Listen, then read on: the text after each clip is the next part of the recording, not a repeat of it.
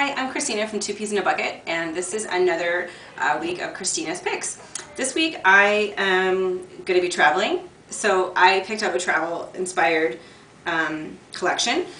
I showed you this one before, actually, when I did a warehouse walk a couple of weeks ago. This is called The Inspired Traveler by Art Warehouse.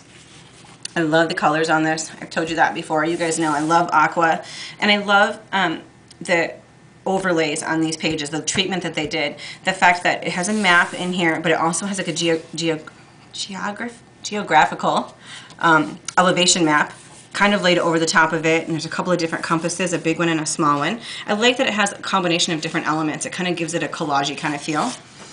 This is the other side. Again, it's got several different patterns overlaid on top of each other.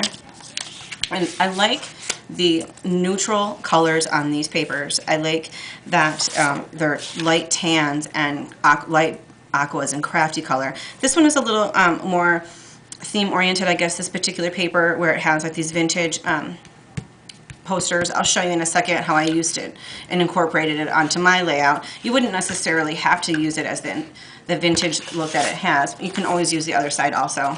This is one of my favorites. I love these numbers and I love the treatment on the edge. And then the striped paper that has a lot of different patterns on it. I like this one a lot as well.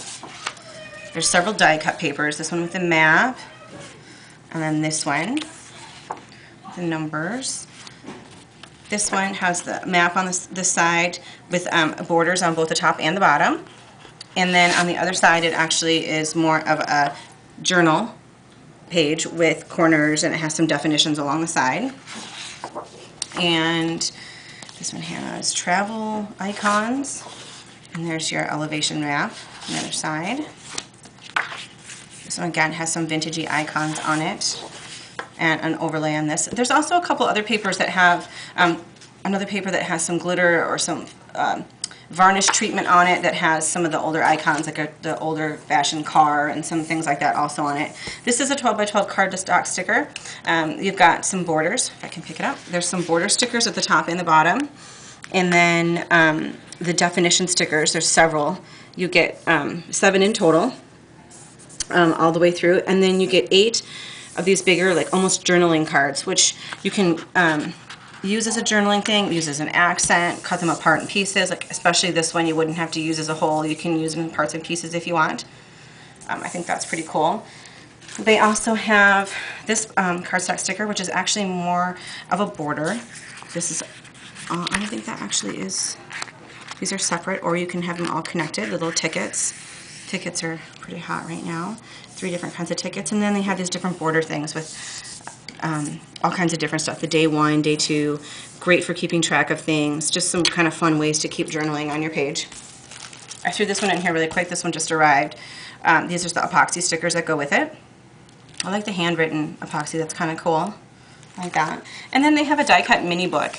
I didn't use this one in my layout, but I really like the possibilities of this. You could even use this as your book if you wanted to, and put a cover on it, or decorate one of these as your cover and do your whole album in here. Or they're perforated so you can take them out.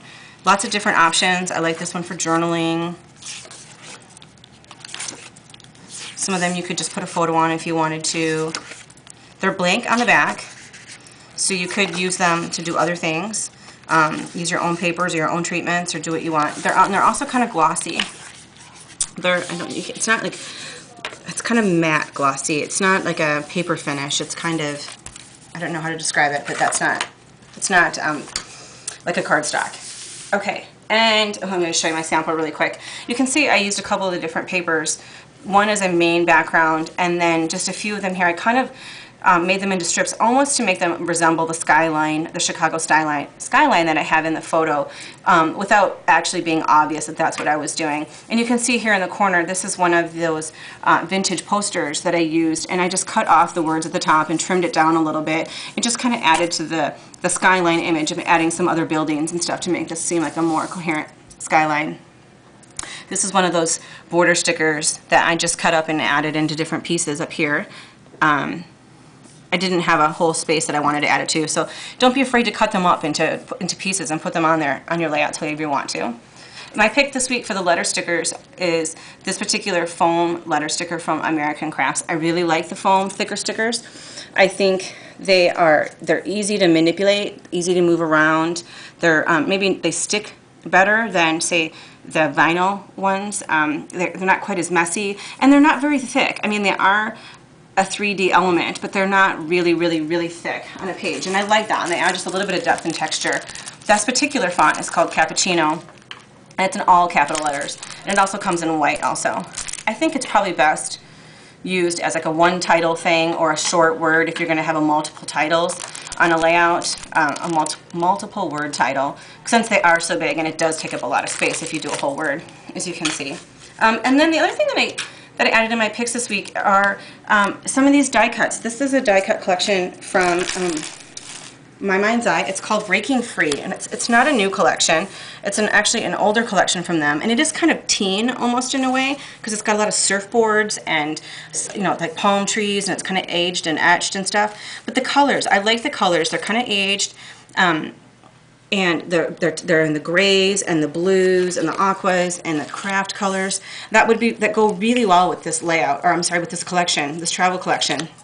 Even like the pinks and the yellows and stuff like that, they all go really well together, and they have some really great sayings and things that could go really well with vacation and the travel inspired papers. So I just grabbed a couple of these really quick. Like I said, some of them are surf related, and there's like surfboards and, you know, a lot of titles that say Catch the Wave and Summertime.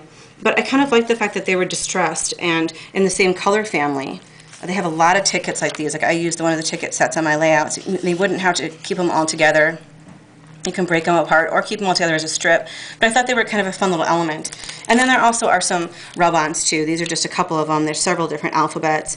Again, really great colors, and they go really well with that paper. I like doing that. I think it's fun to kind of mash things up like that. Take two collections that are completely unrelated and by different manufacturers and blend them together, because the colors do kind of go really well together, and you can come up with so many different things just by a different person grabbing those products and putting them together.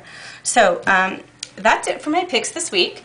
I hope you enjoyed them, and we'll see you next week. Thanks.